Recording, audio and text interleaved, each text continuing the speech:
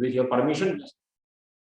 So again, coming back to my point that since most students, they think that applications are very important and they ignore system aspects, internals, theoretical aspects. So your 9-10 sessions on virtualization is going to clarify a lot of system level aspects, and I personally believe that some of them will definitely realize importance of the theoretical aspects, and at the same time your knowledge about your experimentation, research, and the way you look at cloud computing in a very, very comprehensive manner. I think your sessions will be very, very interesting. That is one thing. For the students, and very frankly, thank you, Dr. Gaurav, for accepting invitations every time at the last moment.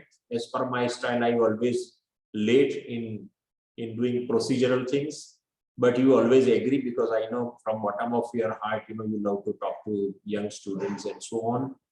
This time I have requested you that please try to visit us. So we both will discuss, and if you can come to Ahmedabad University, maybe in any month, October, November, whenever it is fine with you, it will be pleasure.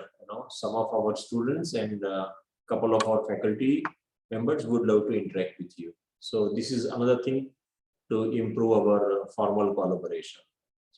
About students, with pleasure, I would like to, not pleasure only, but I really feel great when I introduce young faculty and young researchers like Dr. Gaurav, because I have seen his curve going up and up and up. Not only in terms of academics, because he's teaching difficult courses. I firmly believe that he teaches courses which most faculty members in any school of engineering would not love to teach. Everybody would love to teach machine learning, AI, object-oriented programming, and so many things. I mean, with due regards to all those topics. But you don't find so many faculty members to teach courses on system level courses. So this is one fantastic aspect about Dr. Gaurav Somani. Second, not only in India, but at international level, Dr. Somani has made his name in terms of research. Someday we will request him, maybe towards 8th, 9th, 10th session, he will summarize some of the research issues for you, because if you're interested to go for higher studies, or let's say, if you want to do some kind of full-time project on a very specific theme, you will get very good ideas from whatever Dr. Gaurav Somani is going to talk. So not only he is a known researcher in India, but I feel great when I say he has already made his name at international level. And his couple of papers are published in one of the most highly reputed tough journals, which could be dream for most of the researchers. So I really feel great about you, Gaurav, that you have already achieved those significant milestones at such a young age. And I personally believe that you are going to work in this field at least for next 30 to 35 years. So I'm sure you are going to generate so many significant, deliverables, research outcomes, and many things. And we will also discuss at length in one of subsequent lectures. So welcome. Thank you for accepting our invitation. This will be a small class compared to last year, but whomever joins us, we will always love to teach them. So I now request you to please kickstart your session. Thank you. Many thanks, Professor Chaudhary, for saying so many good words for a student of yours. I started, climbing the ladder under your, you are the kind of ombudsman for me, right? So always, I started my systems journey while you were at Dhirubhai Ambani Institute, and then rest is, story. There are small steps, and everybody helped. I have the pleasure of working with some of the extraordinary students who are excelling the way your students are excelling in life. They are at the forefront in the systems area. Some of the best companies they are working with. And some of my students, most of my BTech project students did masters, and 50% of them have completed their PhDs. They are now the faculty members across the institutions. Even from central universities, Rajasthan, 5 of my students completed their PhD and joined National Institutes of Repo, right? Triple ITs and NITs. They are now the faculty members. So this is all the teaching is one profession where you get less money but a lot of satisfaction. And I think the latter is very important for people like me and you, right? And I also thank you for believing in me and inviting me to this your wonderful class on cloud computing. And I think this is the third time, maybe fourth time we are doing it. Third time, yeah. Yeah. So, and there are a lot of things which are happening in these areas, and this is. I firmly believe that at undergraduate level, if a student choose a direction, and this can become a lifelong journey, because you said about applied courses and systems courses. I would also point out that there is very less number of people in systems courses. There is still a very strong demand because everybody understands how to apply ML models, but there are very few who understand how to improve the performance of a web server with the limited resources, right? So this is one small advice to all young friends who are here, that we should always go towards niche aspects. If we know the niche aspects, we can always do applied aspects, because many friends from chemistry, English, Hindi, biochemistry, they are doing ML today at our university. Everybody is doing that, and they say that ML is what we have a lot of data. We just push a button that ANN should be trained with this weather forecasting data, and it will predict, right? Just need to tweak certain parameters. Right. So we need to always distinguish ourselves as engineers, that we know something which can help us in doing or engineer things, engineer processes, engineer systems, software, right? So this is a small bit from my side. Professor Chaudhary has said so many good things about me. I'll try my best so that I mean, I know you are too humble, too polite. You have already achieved, Gaurav, because someday I'm going to talk about research and, our contribution and then your contribution. And, once they know a little bit about virtualization, we will open up 15-minute discussion on, what kind of research is being done by you and what kind of research now you are leading at your university. So we will spend 15 minutes down the line, once they have some clarity on virtualization. And I'm very happy that you are taking, and you remain very focused. The most important thing about you, I can remember 2007, 8, you were very focused on this particular thing. You remain very focused, and now you see results. So I think this is the message for these youngsters, that if you want to become expert, you have to remain very, very focused. Don't lose your tracks immediately, and don't lose tracks just for the jobs and and other things. So no need to be too smart, or no need to look too smart. If you have knowledge, people will respect you, and knowledge will also make person very, very humble and polite. So with that note, once again, I would like to thank, and over to you. And with your permission, I will leave, Dr. Gaurav, and then Kirtan. Kirtan is here. I have to, because I'm doing too many meetings. That is my problem. So, sure. So I will be back after some time, but otherwise your recorded lectures will be stored. So thank you, and have a great time with students. Yeah, thank you, Professor Chaudhary. Yeah, thank you for your time.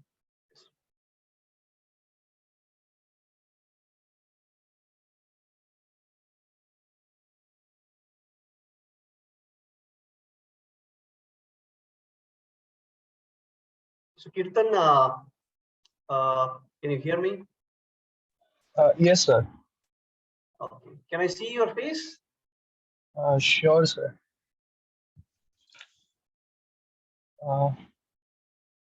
Yes, sir. Okay. So this is pure online education we are doing. Your Yeah, part, right? That's I'm all right. actually traveling, but I'll be here to assist you, and I'm also here as a student. So That's I will also be learning about virtualization as the other students of this class. okay. So I'm sharing my screen. Uh, I hope this is visible. Is this visible now? Yes, sir. Okay. So hello everyone. Yeah, this is Gaurav Somani from Central University of Rajasthan. I teach at Department of Computer Science and Engineering. Central University of Rajasthan is one of the new central universities, though we have also passed more than 14 years of existence. Right, in 2009 we started. Now India has more than 46 central universities. You might have heard the names of JNU, Delhi University, Banaras Hindu, right?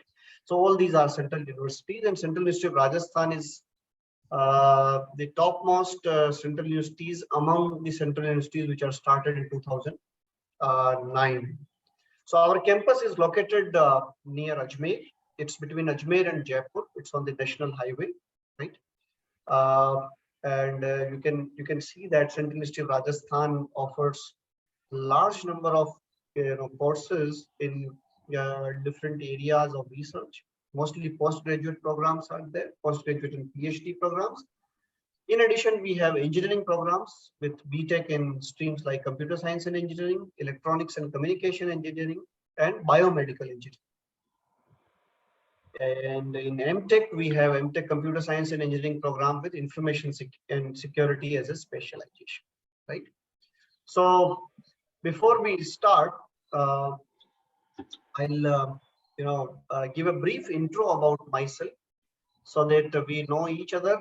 And this is just a summary I am sharing so that we know what kind of background we have and what kind of advantages and discussion we can have, right?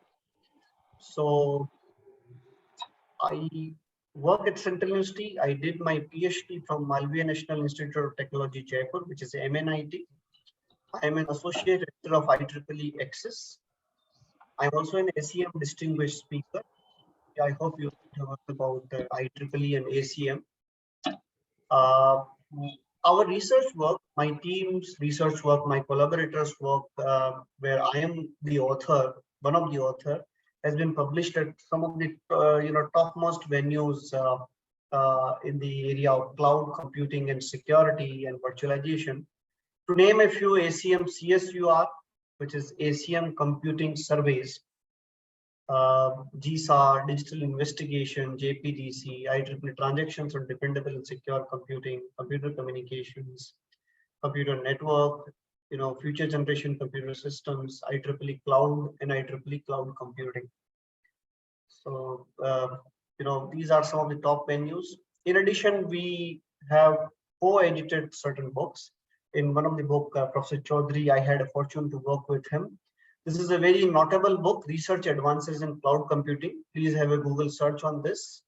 This book is one of the very good resource for researchers in cloud computing, have a very reference book. It has more than 40,000 downloads so far. This is one of the top books from Springer on this area.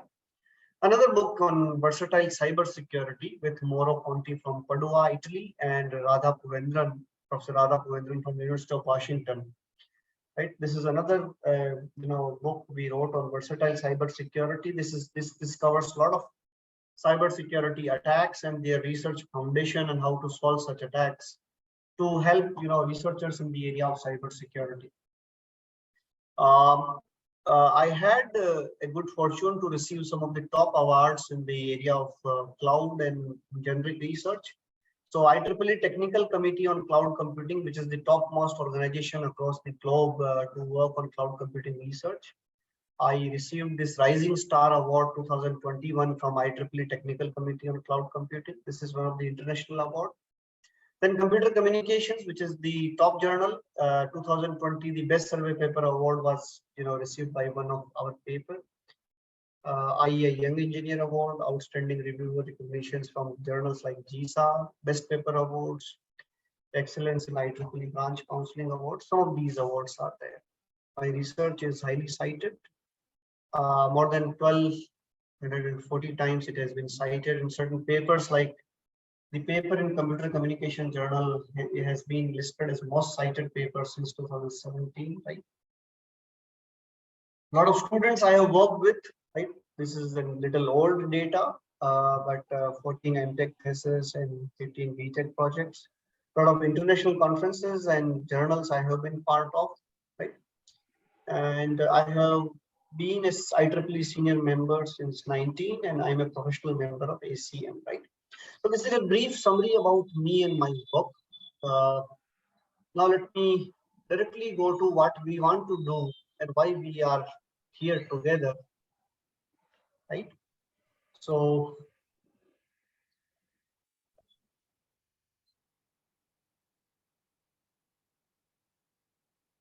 okay. So this is the title slide we have, Introduction to Virtualization Technology, right? How to go. Anybody who has a concern or question can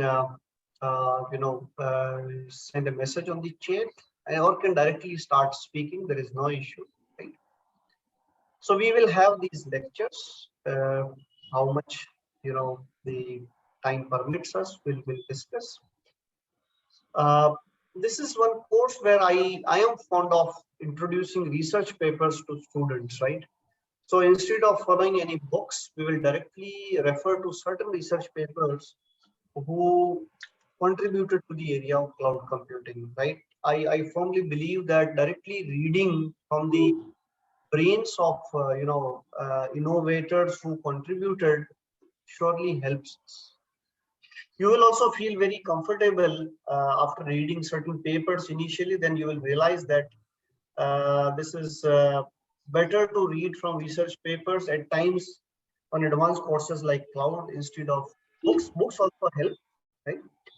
However, my idea would be to refer certain papers, right? There is some mic which is on, so I would suggest them to, yeah. Kirtan, can you switch off your mic? Yeah, thank you. So then we will, I would give you directions to see certain things practically and understand them so that we understand the bits and pieces of cloud. See, my approach would be very, very fundamental, right? I don't generally go into a lot of buzzwords. I would try to go fundamentally at system level that what is happening, right? Because as an engineer, our job is not to go into a lot of business words. Instead, we should technically classify what is happening, right? So let us see how much I will be successful in this. But this is the overall plan. So every time, so initially our 2-3 sessions will be on fundamental, will be covering the overall virtualization and cloud area. And later we will go into certain topics one by one to unearth the real belongings of some of the concepts to cloud computing, right? So this slide is very important. What is the objective? What will you be able to achieve after interacting with me, right? So I think if you carefully attend these lectures and if you have average fundamental of operating systems, computer networks, programming, data structures, which are the foundation courses, you will be able to do great, right? And I would suggest you to participate, right? So in that case, at the end of my sessions, you will be able to understand any cloud computing problem well, right? That what that problem requires. Second thing is you would be able to understand the fundamental notion of virtualization, that how does it work, and what operating system and computer networking principles are used to create virtual machines, right? So creation of virtual machines, provisioning them, allocating resources, understanding how does that resource allocation work, what are the overheads of virtualization, whether we should do virtualization or we should not do virtualization, whether we should go for a cloud deployment or not. All such questions you will be able to answer and understand. And if we are able to achieve those objectives, I think my journey would be successful, right? So I think you already have had certain sessions on cloud computing. Yes or no? Can somebody answer?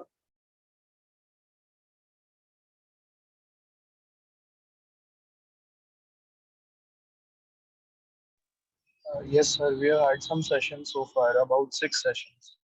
About 6 sessions you have. So you have certain basic idea about what goes when we talk about cloud, right?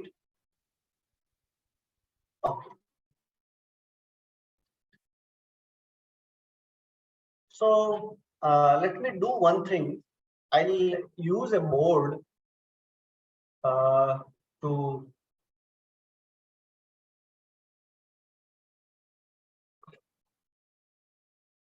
discuss some of the things.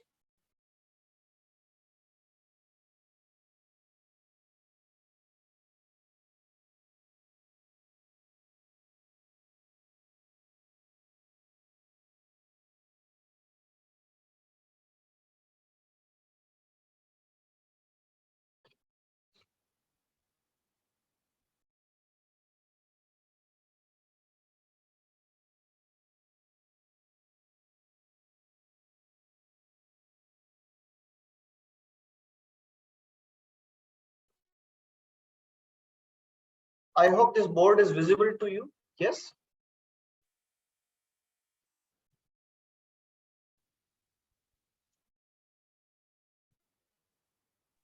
Yes. Okay, thank you. See, why I came to this board, because I want to go with certain issues that how a technology comes and what should be our thought process while we look at certain technology, right? People call cloud computing a new technology. However, I feel that it is not a new technology, yet there are certain fundamental contributions which have happened in last 50 years of computer science, which have helped in creating such a technology. So let me go to certain timelines. So this is the timeline of this technological world, and I'm going to 1961, where the president of IBM, known as John McCarthy, you might have heard his name. You all have heard the name of the company IBM. Yes. So John McCarthy in 1961 in the IBM annual conference, he made a statement which was not very practical at that point of time. In 1961, it's more than 60 years. He said that can we have computing as utility? Can we have computing as utility? So what is utility? So if you see, water and electricity are used as utility.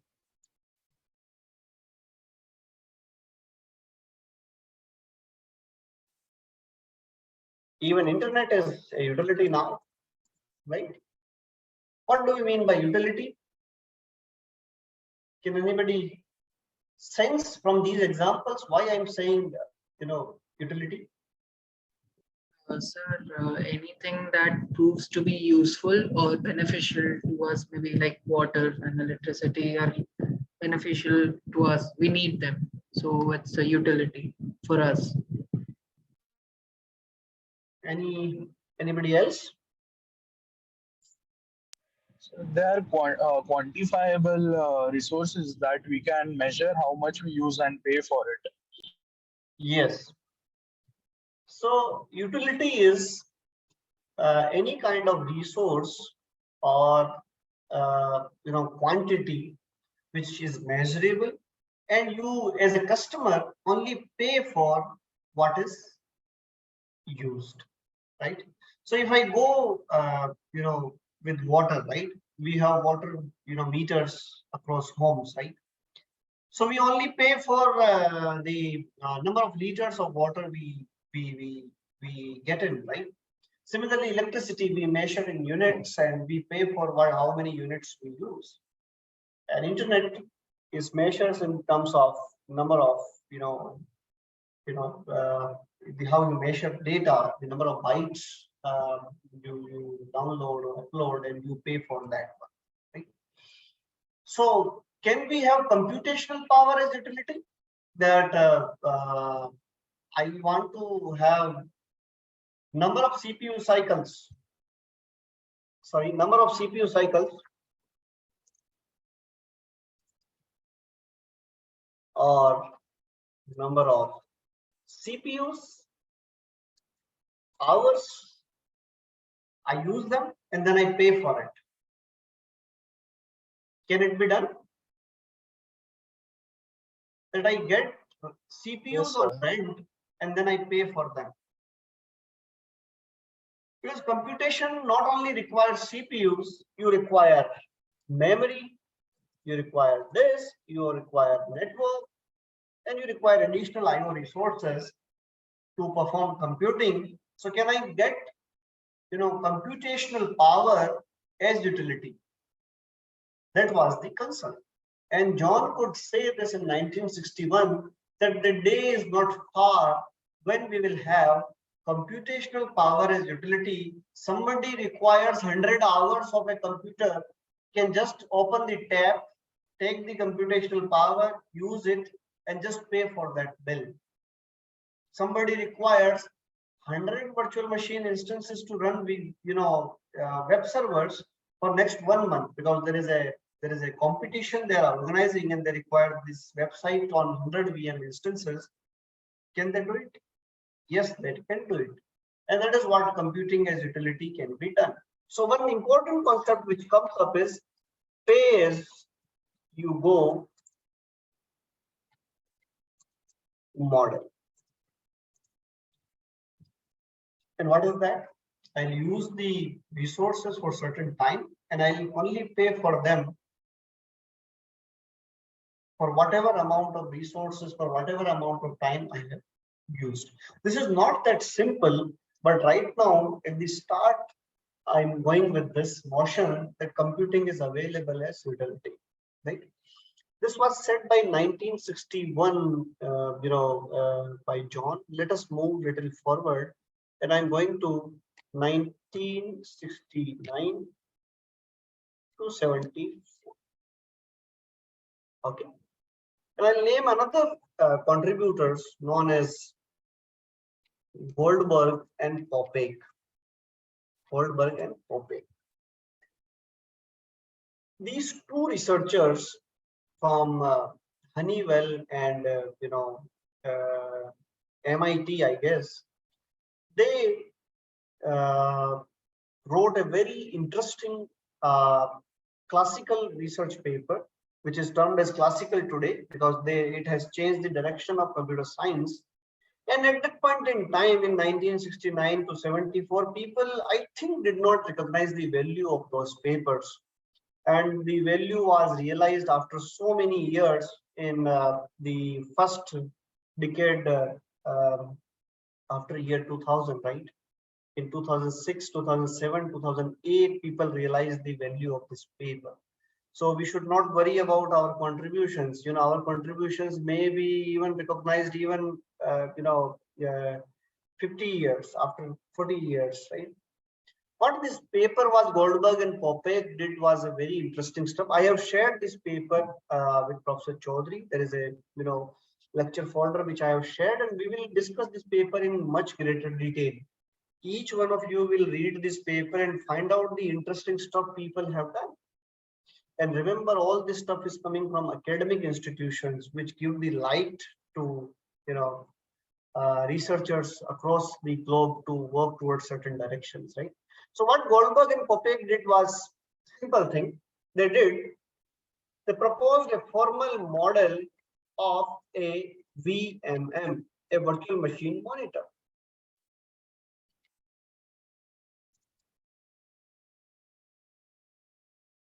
And I hope you already had 6 sessions, so you know what is a virtual machine monitor. Yes?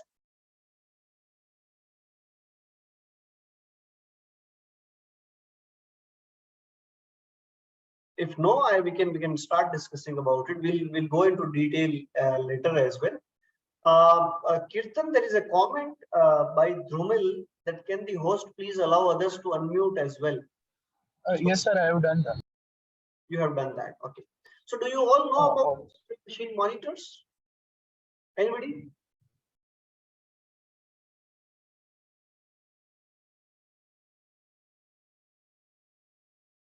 So Drumil, have you heard about this term virtual machine monitor? Yes, sir, I've heard about the term, but I'm not so sure. Like, I guess a virtual machine monitor would be like. Am I audible to you all? Hello, yes.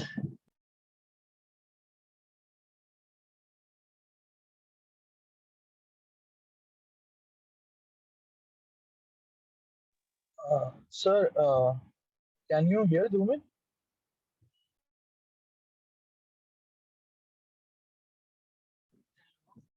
Hello.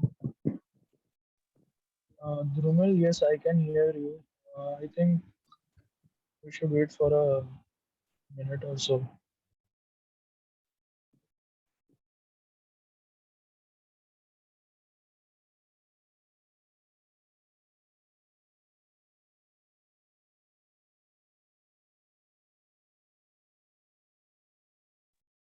There was a disconnection from my side, I guess. Can you hear me now, Kirtan? Yes, sir. Yes, sir. Also, Dhrumil said that he has heard about the term, but he is not sure what it means.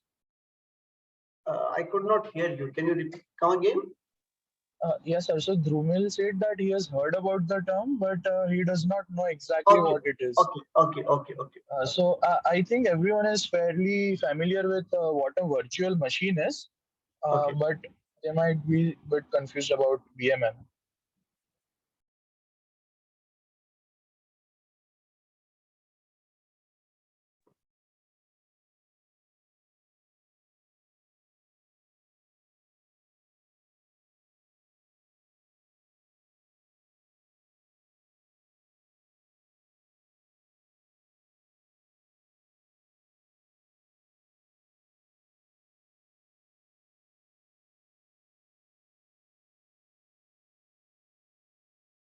Okay, so let us start our discussion once again. Virtual machine monitor for today, let us assume that this is a piece of software which manages all kinds of virtual machines on a platform, right? It provides resources to virtual machines. It helps in creation and deletion of virtual machines, and also provide access to IO, devices, right? So we all have studied operating systems, right? When I talk about an operating system, what I say, what kind of definition we give about an operating system? Any layman definition would work. Please come. What is the definition of an operating system?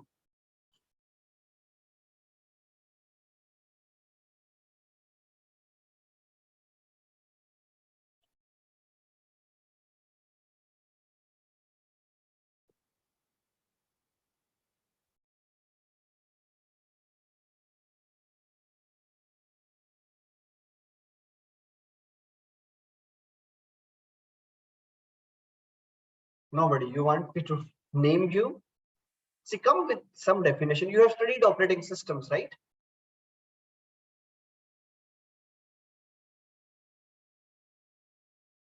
I hope there is no network problem. Kirtan, can you hear me? Yes, sir, I can hear you, and they have studied about operating system. Students, come on, one of you speak up, please.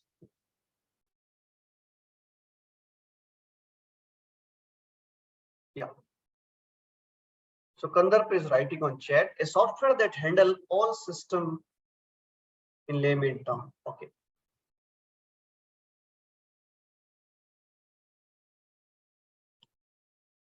Kandar, can I hear your voice? Yes, sir. Yes, sir. Okay. So you are saying that there is a software which handle all system. Yes. No, majority of the things. Majority of the things. Okay. Anybody else, please come. We will enjoy our discussion. And I'm not here to take your exam, right? I'm just trying to, involve our interaction. This will help us in reaching a good height in this course. Okay, see, according to me, an operating system is a resource manager, right? It's a resource manager software. In addition to resource management, it does 4 kinds of management. First one is process management, memory management, file management, and IO management. Right? We all have studied this in the operating system, right? And these the 4 kinds of managements which I've seen, they are the dedicated chapters in each of these operating system box. So what do they manage? They manage files, they manage IO, they manage memory, they manage disk, they manage all such things. But what is the entity by which they manage all such things? The entity is known as a process. A process. I hope you all know about how processes are created, how processes are terminated. Every program on my machine, if it is running, is known as a process. Yes. Right now on my screen, if you see, I have this Chrome browser running with 5 tabs open. So you can see there are 5 processes known as Chrome running in my task manager. PowerPoint, Adobe Reader, and Zoom. These are the 3 additional processes which are running. And then there may be many processes which are running in background, which I'm not able to see right now. But if I go into Task Manager, I'll be able to see. So what this Windows operating system is doing, it is managing these processes. It is running them, supplying them resources, stopping them to use resources, allowing others to use resources, and I'm continuously be able to use this computer, right? So now let me give you one better definition of an operating system. I would say that an operating system is an extended machine provider. Is an extended machine provider. This is a very, very important definition. I'll tell you how this is happening. So we all know about calls such as fork, exec, wait, exit और clone. आप लोगों ने इन calls के बारे में सुना है? Fork, exec, wait, exit, and clone. At least fork. Yes. Okay. So what does fork do? क्या करता है fork? Yes, Dhruv. So it fork one another process from the parent processes. So like it start a whole new process, and it reference to it a parent process. So rightly said, fork creates a child process, which is an exact replica of the parent process. So the process creation task is done by fork call. Yes. And you know that the remaining 4 calls are related calls, and every process which is created, every program which you run, before that fork is called on an operating system. Now when fork is called, a copy of the parent process is created. Suppose right now on my screen, if I start a new tab, what will happen? Operating system will fork Chrome and create a child tab. Okay. Now what operating system is doing here is an interesting aspect, and if we understand that, we will be able to do virtualization very well. And let me talk about it at little greater length. Please let me know if you don't find interesting, because feedback is always welcome. And I always think that things should be taught and understood in an interesting manner. Okay. So when I create Chrome browser, when I start Chrome browser, a process is created in the main memory. Okay. And if I'm working on that browser, then it is provided with CPU. If I'm saving files, if I'm bringing files, then disk is used, right? And similarly, all these stuffs happen. But what this Chrome browser this browser feels that it is the only program running on the operating system right now. Let me again come up with this idea. The Chrome browser is right now feeling that it is the only program running on my operating system, because it has acquired CPU. So CPU is with this. It has main memory. Let us say Chrome is taking 200 MB of main memory out of 16 GB of RAM I have.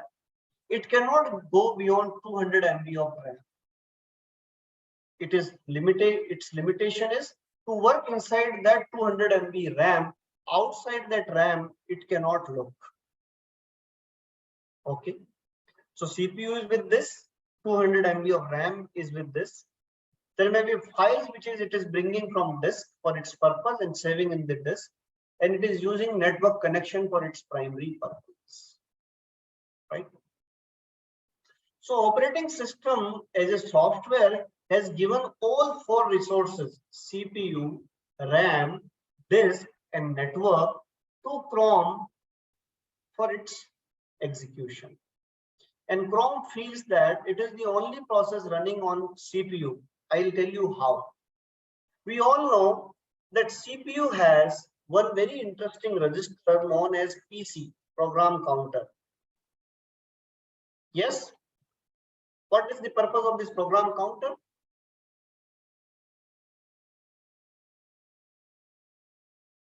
Every processor has a register known as program counter, which is also known as PC. What is the purpose of PC?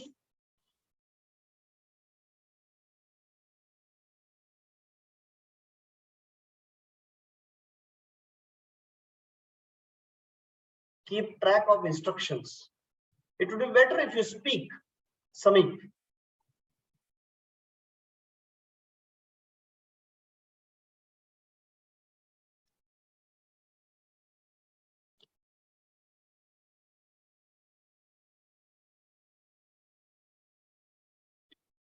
Are you in a situation? Okay, you have an issue with mic. Okay. Anybody else? Any better, understanding about program counter? See, program counter is a register which tells you which is the next instruction you are going to run on this CPU. Program counter tells you the address of the next instruction which you are going to run on this CPU. Okay. So if you have 100 program on your machine and you want to run multiple programs, you only need to do one thing: change the value of program counter. So right now I am working on the Zoom. I'm going to Chrome. I'm going to, PDF. It might not be visible to you because I have only shared one screen. Every time I'm going to a new process, only program counter is changed, because all those such software are already in the main memory. So I don't need to bring a lot of pages. I just need to change the program counter. Yes. Program counter tells us the main memory location from which we need to run the next instruction. Yes. So if I just keep on changing the value of program counter, I'll be able to run many programs at the same time. And this is the basic model of multiprocessing, running multiple processes on a single operating system. So we run Chrome, we run VLC, we run Zoom, just changing the program counter values. And each one of these software has certain specified space in the main memory. They cannot look beyond that space in the main memory, right? So let me come back to this definition. I said operating system is an extended machine provider. Right now, my laptop is a single machine, but there are 10 programs running right now. Each one of them is getting a separate machine. Each one of these programs is getting a separate machine. They feel that they have their own machine. And that is why operating system is known as extended machine provider. It extends a single physical machine in terms of many machines, and it provides every individual process a separate machine. And one machine cannot talk to the second machine directly. You need to have inter-process communication mechanisms to use that. Otherwise, they all are separate machines. Now, let me quickly relate to what your understanding of virtual machines is. सबने virtual machine बनाई है? Yes? क्या सबको पता है virtual machine कैसे बनाते हैं?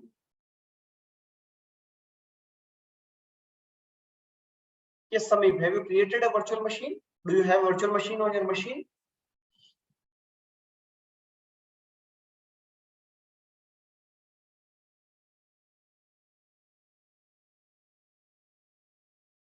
Okay, so you have a virtual machine. So when you create a virtual machine, what you do, you give CPUs. That I have 4 CPUs, I'll give 2 to virtual machine, which is running Ubuntu, 10 GB of disk, 2 GB of RAM, and the virtual machine is created. Think about operating system. It gives CPU cycles, some amount of RAM, some amount of disk, and network bandwidth to every process. It is quite similar. A virtual machine is nothing different from a process. अभी जो मेरा Chrome चल रहा है, ये भी एक virtual machine के ऊपर ही चल रहा है. But अभी common terminology क्या हो गया है? Virtual machine मतलब पूरा operating system चलाने वाला. We call it virtual machine. However, every process which is running on an operating system is provided a virtual machine on top of which they run. So if I have 100 processes running on my machine right now, it means I am running 100 virtual machines. And those processes are running on top of them, right? So a virtual machine monitor is what? A virtual machine monitor is an operating system running VMs. Virtual machine monitor is an operating system running VMs. And what is an operating system? An operating system runs extended machines. So extended machine kaho chahe virtual machine kaho, ek hi baat hai. So if I say operating system is a virtual machine provider, I'm not saying anything incorrect. It is the real true definition. Now on that virtual machine, if you want to run a completely new operating system, it is your choice. You want to run a software, it is your choice. You want to run a game, it is your choice. You want to run a sandbox, you want to run a media player, you want to run another operating system, it is all your choice, right?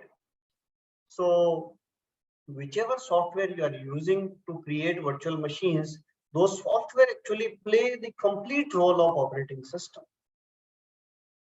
Today, we have virtual machine monitors which get directly installed on the physical machine.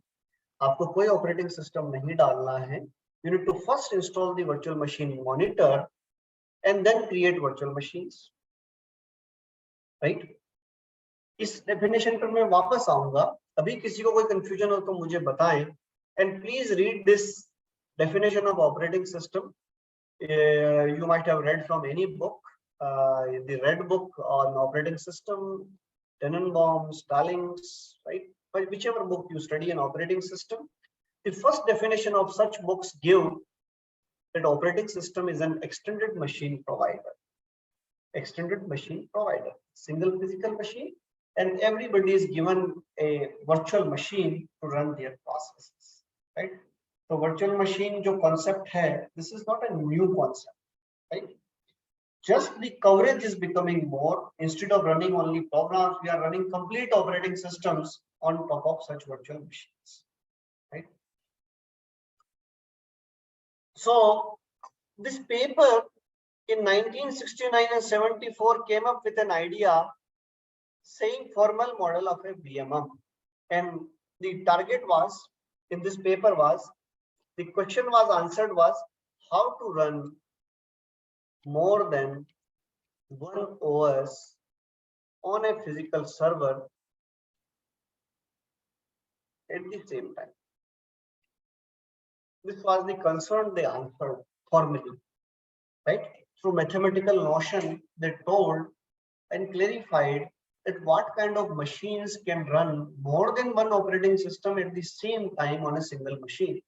And this is what the virtualization is, right? So this was the paper in 1969 to 74. There are multiple papers they published. We'll see one of those papers. So, okay. So we know what happened in 61. We know what happened in 69. Let me go to another time of 2006 to 2007. 2006 to 2007, there are multiple events which have happened. The first event which happened was a company known as Gartner. Gartner is a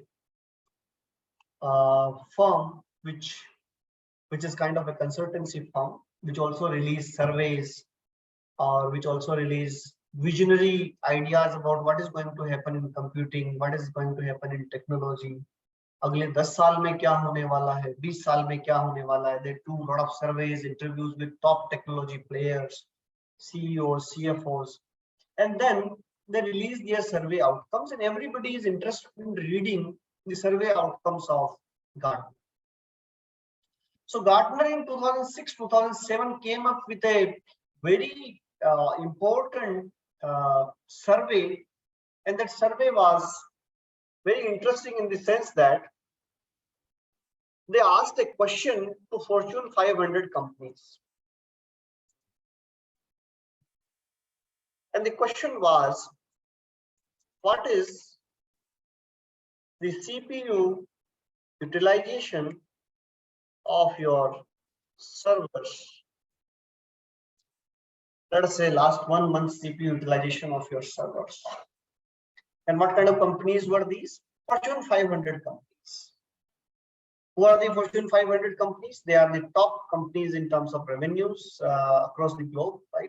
So सारी जिन बड़ी कंपनियों का नाम हम सुनते हैं, those top 500 companies were asked a question that what is the CPU utilization of your servers for, let us say, last 1 month?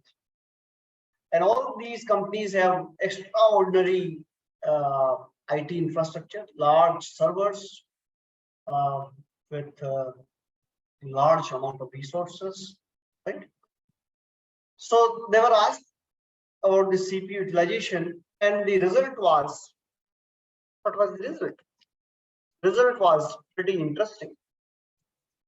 So if I draw the result here, so this is my time t, and this is my CPU utilization u, and if I draw a graph, the average utilization was between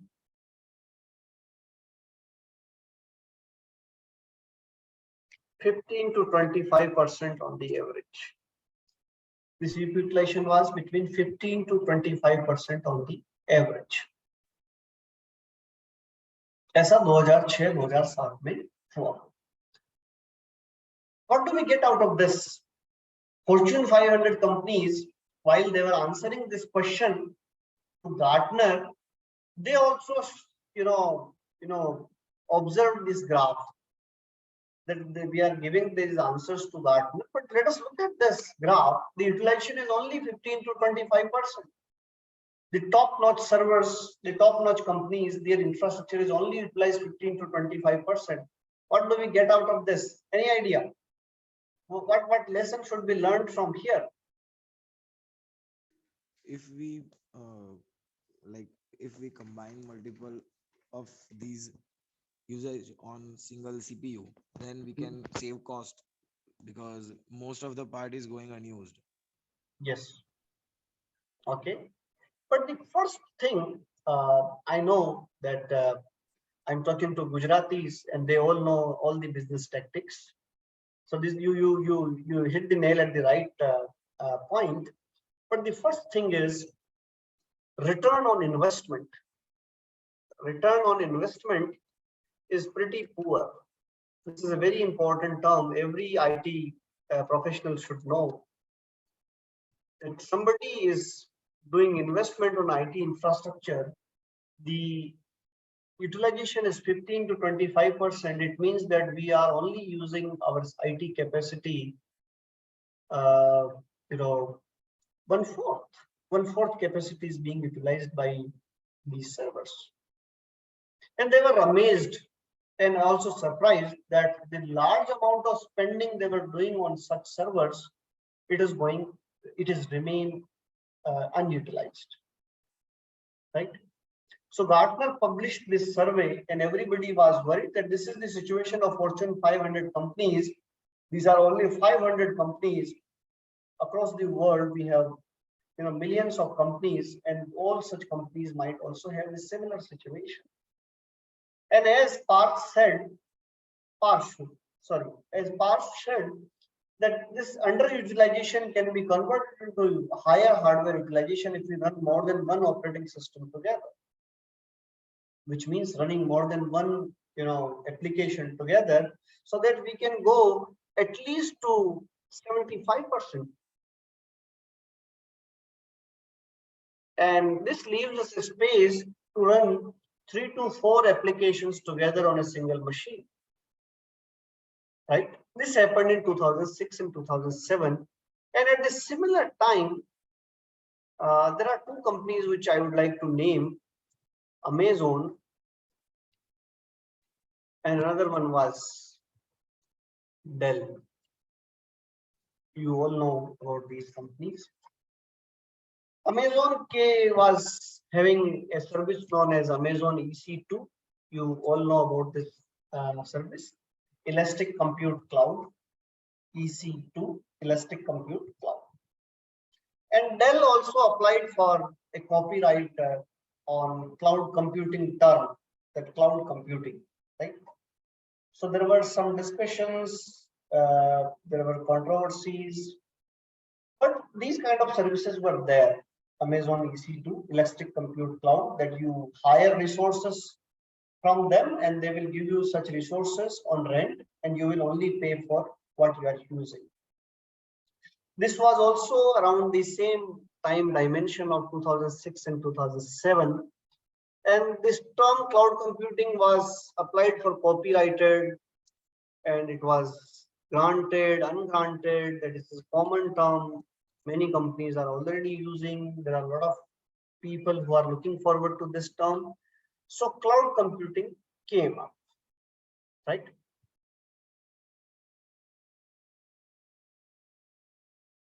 Yes. The utility thing also came up in people's mind, because every surprising item that Gartner gave us a lot of business opportunities, right? I also recommend all of you to see Gartner website to see the trend, upcoming trend in the technology domain, next 5 years, next 2 years, next 10 years, right? And you see, I see as a researcher, I see this as a key point. We had a 1969 paper talking about how to run multiple operating systems on a single machine. We have 1961 statement by John McCarthy on using computing as a utility. All statements were there, but how the cloud actually took its shape was this survey, which was saying that the return on investment was so poor. And then people started talking about cloud, right? See, I always see that technology or technical understanding is required, but we as engineers, we should also know socio-economic techno business aspects, including political aspects. Because most of these technologies, they are governed by a lot of things related to innovation, technology, business, economics, politics, right? So then this thing came up. And then people started talking about how to make use of this survey and create services by which we can run services on the pay-as-you-go model. And at that point in time, we were not thinking about this 1969 paper, right? People later realized that there is something which can help us in achieving this, right? That how to run multiple operating systems at the same time so that we can reach to higher utilization. Yes. Now let me go back to the slides and summarize what we have been doing so far.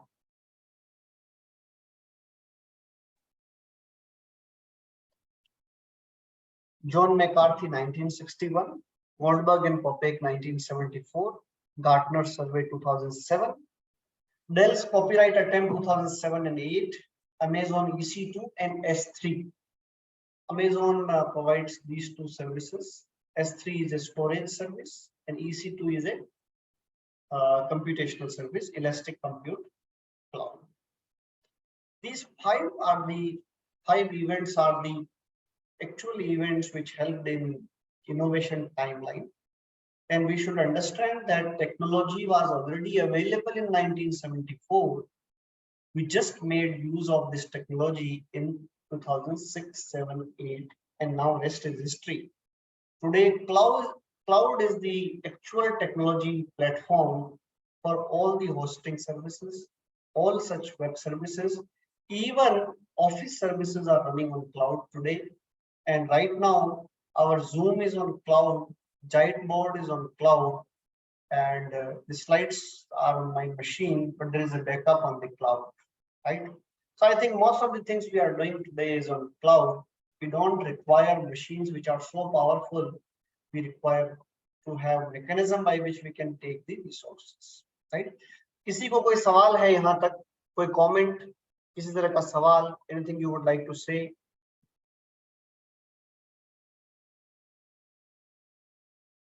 Okay, so let me go quickly to certain statements. This was published in Technology Review.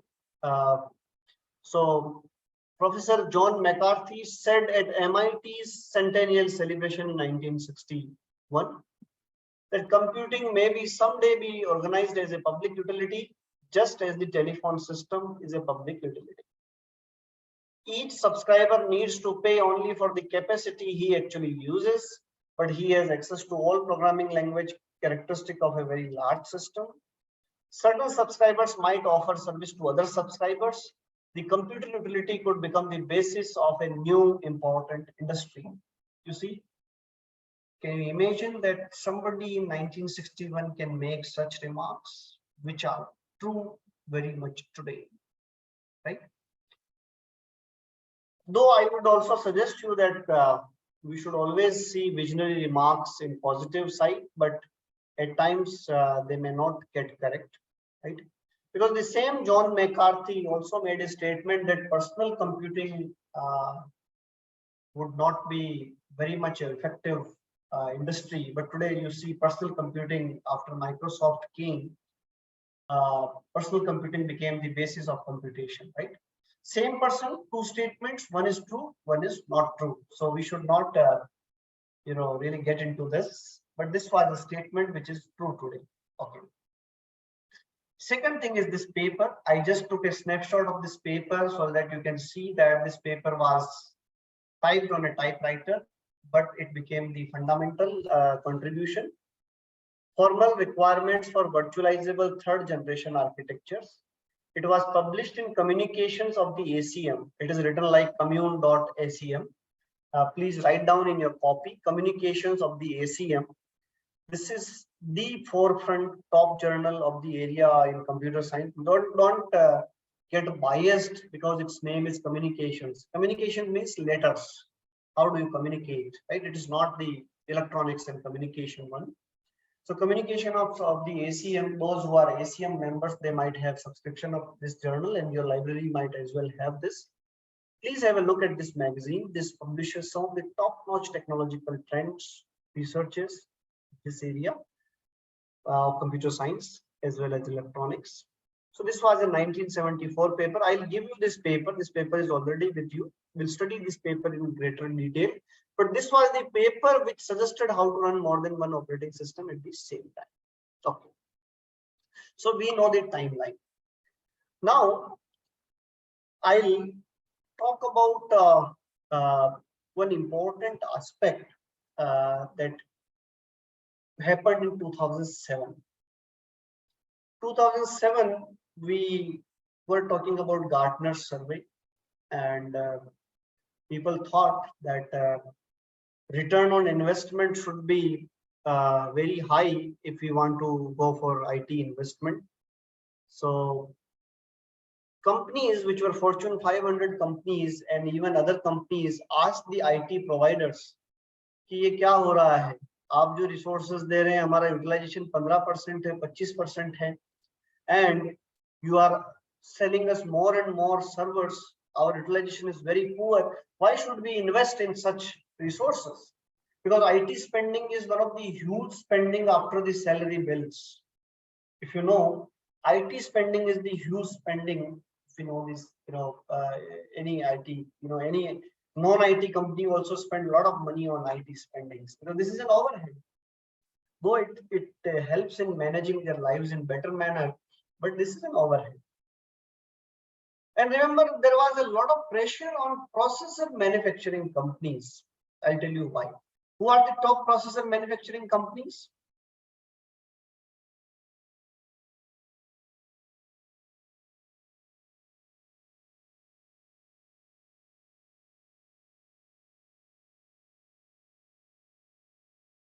Intel, Qualcomm. Okay. In the server space, we have two major players, Intel and AMD. There are other manufacturers as well, but these are the two top players. When we talk about these two players, they were there in the server space, desktop space, all places. But when we talk about the paper of 1974, Goldberg and Poppe, they gave certain requirements to run more than one operating system. And all such processors which were available at that time, they did not follow one of the requirements. What is that requirement? I'll come to that later in the next session. But please try to understand that they were not following one of those requirements which was very important to run more than one operating system in 2006-2007. उनके पास बहुत सारे processors already manufactured थे. There were many orders which were in place. And then this thing came up in between, cloud computing, which will enable higher hardware utilization by running multiple operating systems at the same time on a single machine. So they were very much worried कि क्या होगा?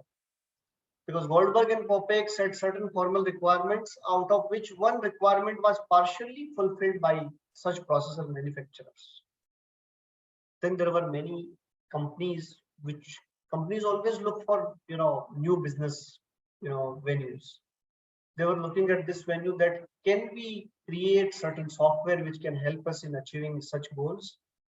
I should tell you certain names of some companies. You might already know their names.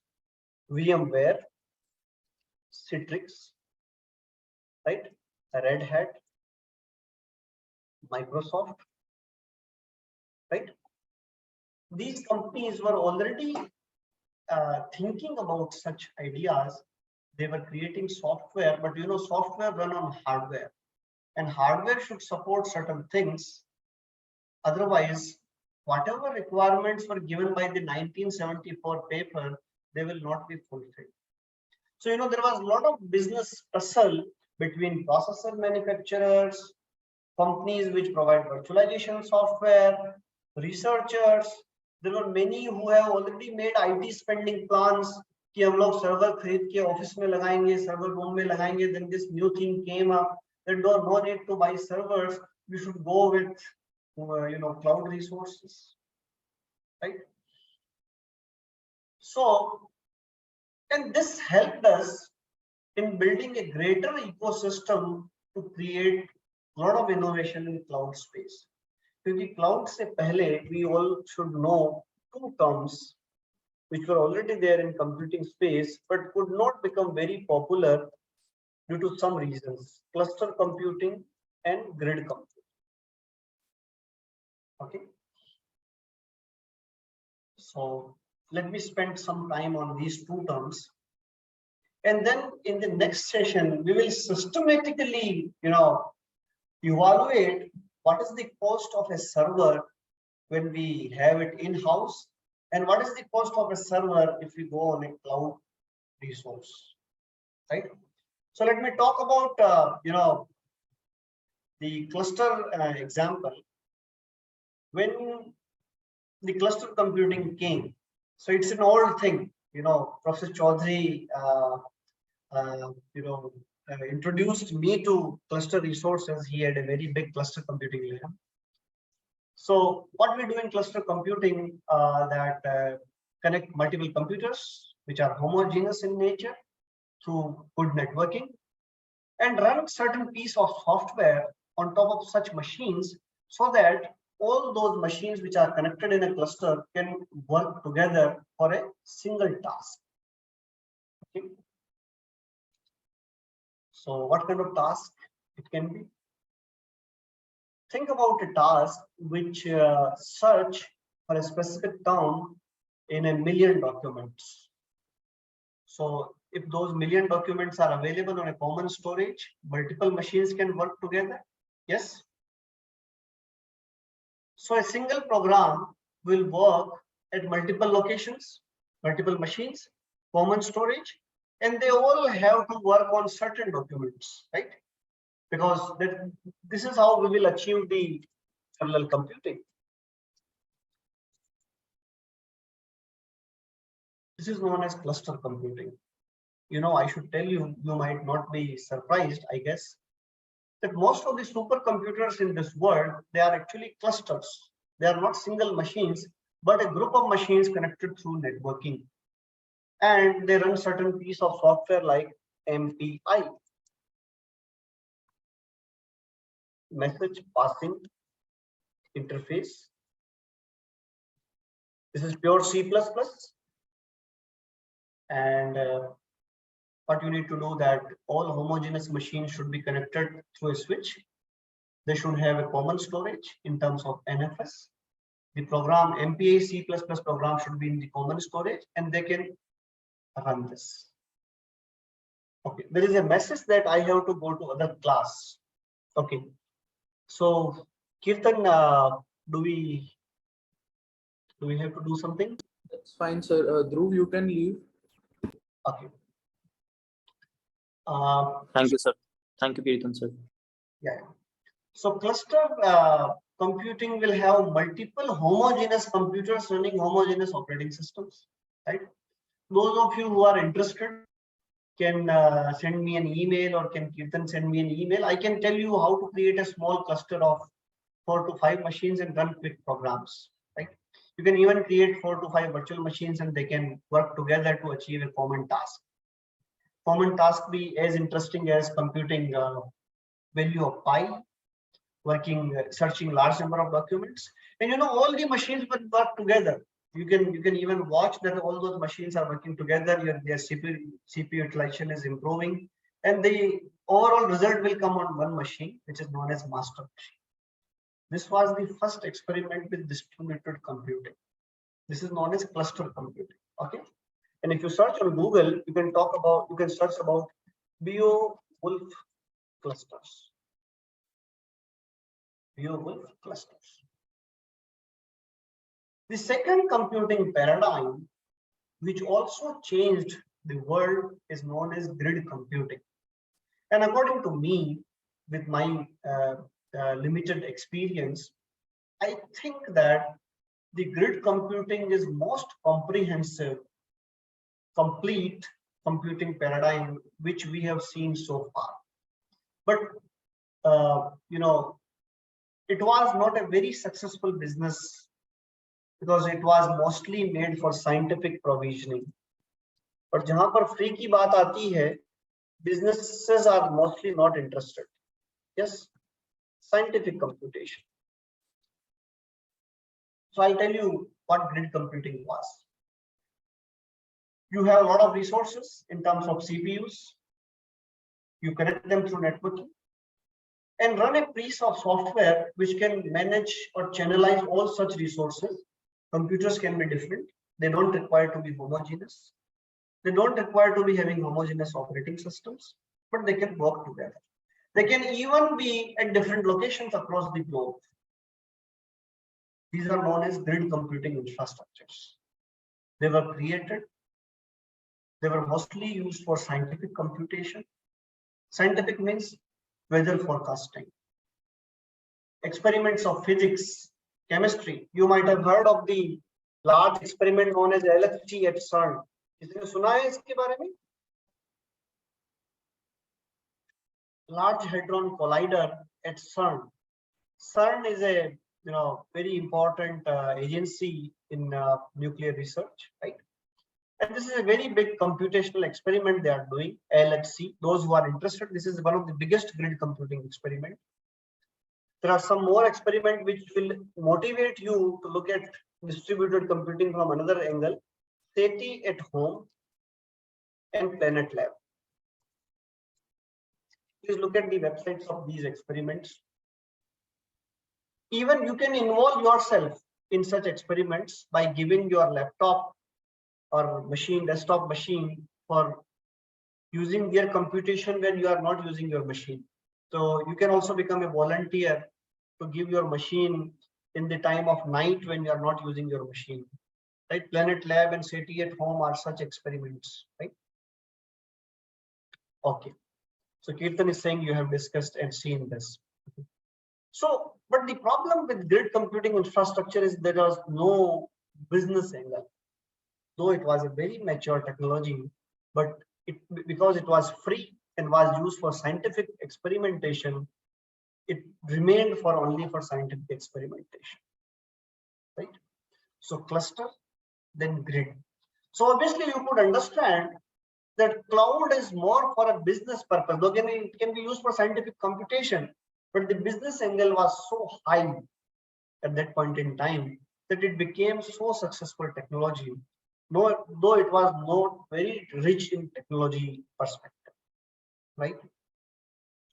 तो यहाँ पर मैंने जो बातें की है उनको summarize करता हूँ मैं एक बार.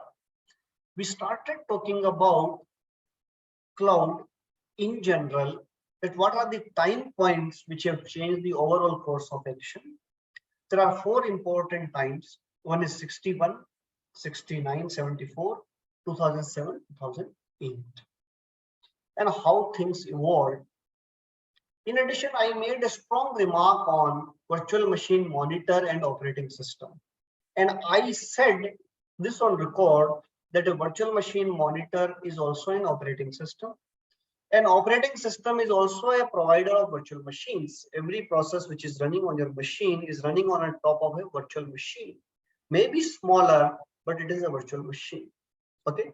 Our next lecture is going to be very practical and interesting. We will talk about the cost of a server from the perspective of a startup, whether it should go into cloud or whether it should go into its own site infrastructure, right? Now I leave the time for some questions if there are any comment, any feedback. I always welcome, right? Please feel very much free, right? Yes, over to you all.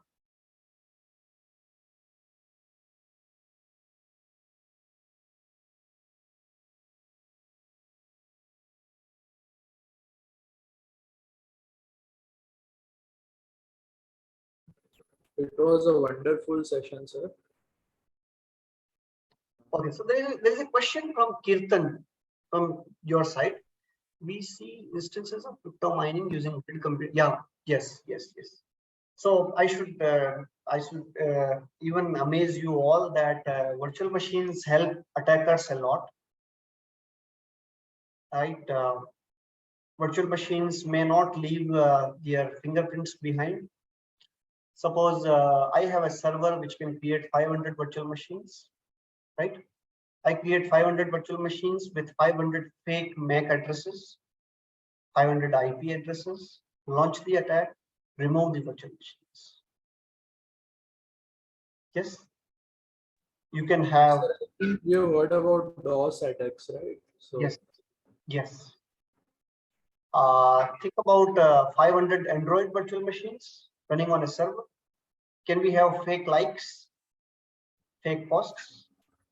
Yeah, so many things are there. So whether you use grid cloud, will later realize कि sir ये सब terminologies हैं.